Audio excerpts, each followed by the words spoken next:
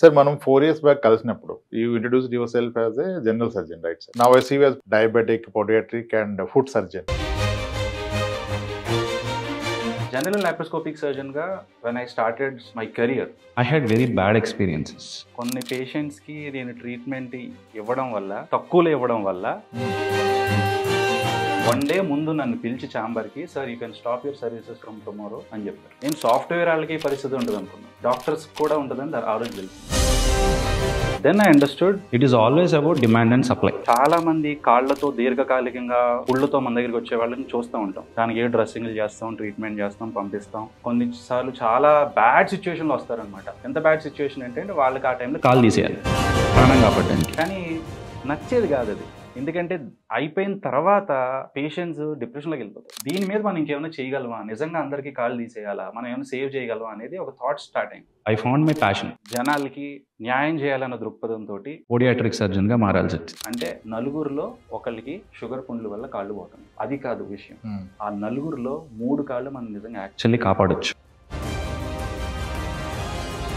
అయితే నేను అబ్జర్వ్ చేసింది ఏంటంటే doctors the kind of stress they are undergoing is huge. యాక్చువల్గా ఏ ప్రొఫెషనల్ అంత స్ట్రెస్ నేను చూడాల. ఈ డాక్టర్స్ ఇంత ఎర్లీ ఏజ్లో ఎందుకు ఇన్ని డిసీజెస్ వస్తున్నాయి, ఇంత స్ట్రెస్ లెవెల్ ఎందుకు? సో కాల్డ్ డెవలప్డ్ నేషన్ అయిన USA 300 to 400 doctors are committing suicide. Doctors profession అనేది చాలా మిజరబుల్ అయిపోయింది. ఎప్పటికైనా ఓన్ హాస్పిటల్, ఇల్లు కట్టుకోవాలి. మా ఫాదర్ వచ్చింది ఒక సాధారణమైన రైతు కుటుంబం నుంచి.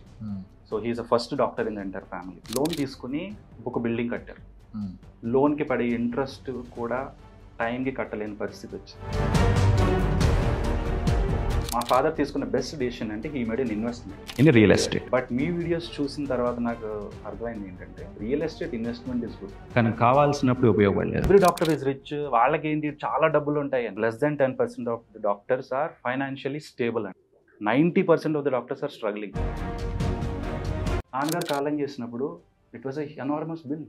కేవలం ఇన్సూరెన్స్ కాపాడింది. నాకు మా ఫాదర్కి జరిగింది వేరే డాక్టర్స్ జరగకూడదని అక్కడి నుంచి స్టార్ట్ చేసింది మిషన్ హ్యాపీ డాక్టర్. నేను డాక్టర్స్తో మాట్లాడినప్పుడు, నేను డిస్కషన్ ఉన్నప్పుడు అంటారు, రామ్ నువ్వు చెప్పింది కరెక్టే, హైయెస్ట్ డైవర్స్ కేసు అన్నావు కదా నువ్వు నాతో ఆ రోజు. మా బ్యాచ్లో this is the 5th divorce case happening అంటాడు ఆయన. The both are doctors. Time ఎక్కడుందండి? ఇప్పుడు సంబంధాలు చూసేటప్పుడు కూడా డాక్టర్స్ని చూసుకుంటున్నారు. మదర్, ఫాదర్, అక్కడి నుంచి టెన్షన్ స్టార్ట్ అయిపోతుంది వీళ్ళు డాక్టర్స్. అప్పటి నుంచి నీట్ కోచింగ్ లైన్ మొదలు పెట్టేస్తారు. అప్పటి నుంచి స్ట్రెస్ స్టార్ట్ అయిపోతుంది. బేసికలీ నువ్వు డాక్టర్ అయిన తర్వాత ఇలా ఉంటుంది నాన్న, అలా ఉంటుంది నాన్న, లేకపోతే నీకు సీట్ తెచ్చుకుంటే నీకు బైక్ కొనిస్తాను, లేకపోతే ఇదో. ఇక్కడికి 15 years తీసేస్తాను. దాని తర్వాత పొరపాటున సీట్ వచ్చిందా నెక్స్ట్ 10 to 12 years బుక్ అయిపోతుంది. MBBS అని, దాని తర్వాత మళ్ళీ పీజీకి ప్రిపరేషన్ అని, దానికి 1-2 years. వాళ్ళ అజంప్షన్ ఏంటంటే 100 years. సో 50 years వరకు కష్టపడతాం, 50 years తర్వాత 55 or 60 రిటైర్ అవుతాం అని అనుకుంటారు.